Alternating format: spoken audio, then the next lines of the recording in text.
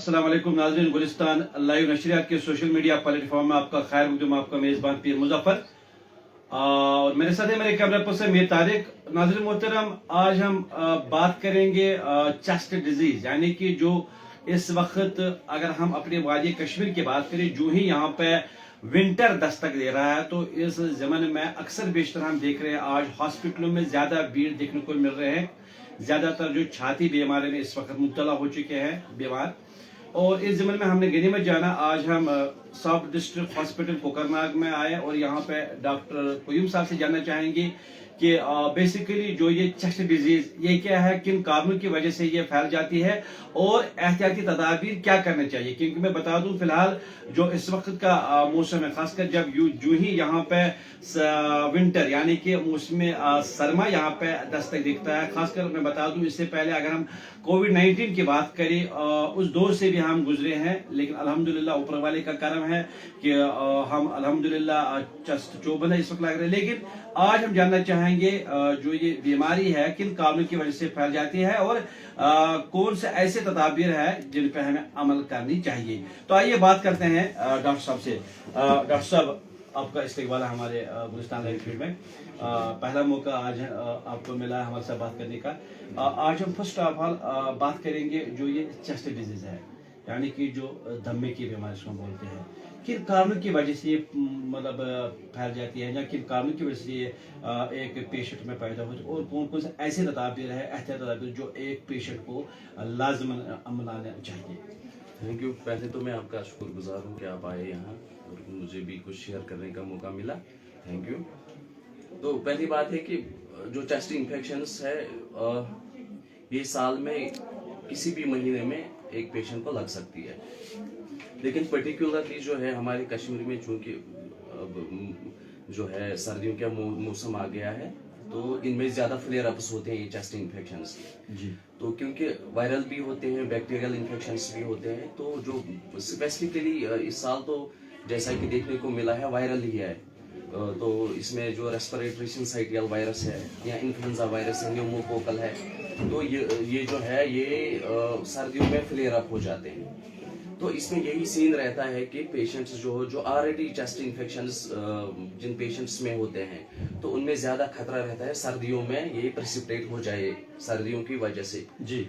तो चूंकि अभी बारिश भी उतना ज्यादा जो है इसका सीन नहीं रहा है, तो गर्दा बहुत है, तो पोल्यूशन जो है उसकी वजह से भी ये फ्लेयर अप्स हो जाते हैं जी जी। तो अब इसमें ये ध्यान रखना है कि अगर एक पेशेंट आता है जिसका जो सिंपली नज़ला जुकाम रहता है, तो इसमें ये देखना है कि ये यूजुअली जो होते हैं वायरल इन्फेक्शंस होते हैं जी जी। तो इसमें ये एक पेशेंट को देखना चाहिए कि अननेसेसरीली एंटीबायोटिक्स ना ले, इनका यूज सिम्टोमेटिक ट्रीटमेंट ले। अगर इंसान गर्म पानी का इस्तेमाल करता है, गर्म भाप घर में देता है, तो इनसे भी जो है ये सिंपल इन्फेक्शंस ठीक हो जाते हैं। गोया कि सेल्फ मेडिकेशन से हमें परहेज करना चाहिए। सेल्फ मेडिकेशन से परहेज करना जी जी जी। तो अगर आपको लगता है कि फेब्राइल इलनेस है, बुखार चढ़ा आपको, या जो खांसी है, ये जो ऐसे रिलीफ नहीं मिलता है आपको, तो फिर आप जल्दी डॉक्टर के पास आ जाएं जी। अगर आपकी खांसी जो है 1 हफ्ते या 2 हफ्ते से ज्यादा रहती है, तो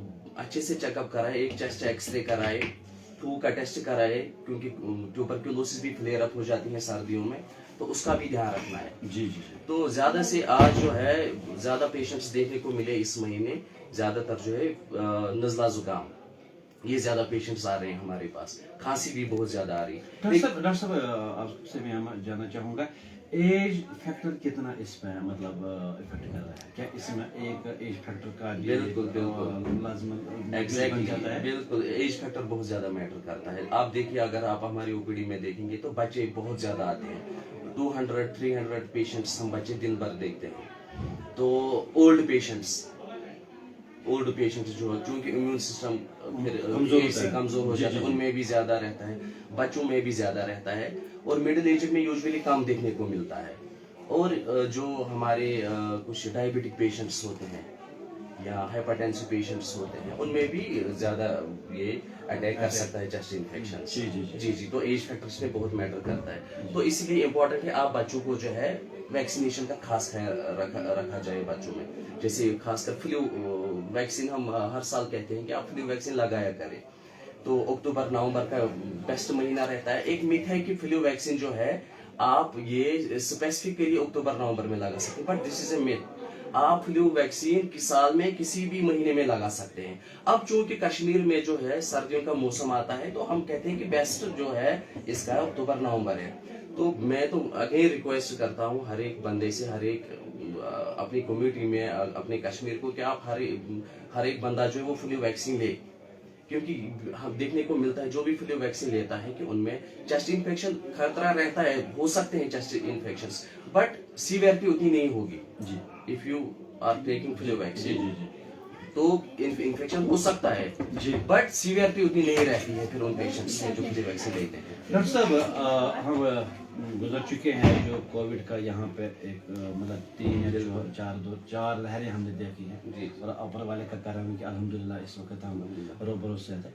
लेकिन आपसे मैं जानना चाहूँगा, जब भी हमारे घर में किसी बुजुर्ग को ये शिकायत है दमे की या खांसी की, और अक्सर बेशतर फिर एक तजुर्ब से लाइक होता है घर के अफरत खाना में कि शायद अल्लाह न करे कोविड की कुछ अलामत है इसमें, तो उस ज़माने में क्या हमें उसे उसी प्रकार से ट्रीटमेंट करना चाहिए कि सबसे पहले उस हॉस्पिटल पहुंचना चाहिए जी, कि जी, वहाँ पे बिल्कुल। कोविड जो टेस्ट वो करना Exactly. लाजमी है, या खुद ही डॉक्टर के पास, जैसे कि हम खुद ही डॉक्टर बनते हैं, सेल्फ मेडिकेशन करते हैं, ये दवाई का ये दवा का, कितना ये उस पर ये इफेक्ट करता है? जी, हम देखते हैं हॉस्पिटल में ऐसे पेशेंट्स आते हैं जिन्होंने जो सेल्फ मेडिकेट करते हैं खुद को, या फिर ऐसे नॉर्मली मेडिकल शॉप पे जाते हैं, तो फिर जब वो हमारे पास आते हैं तो तब तक सीवियरिटी बहुत बड़ी होती है।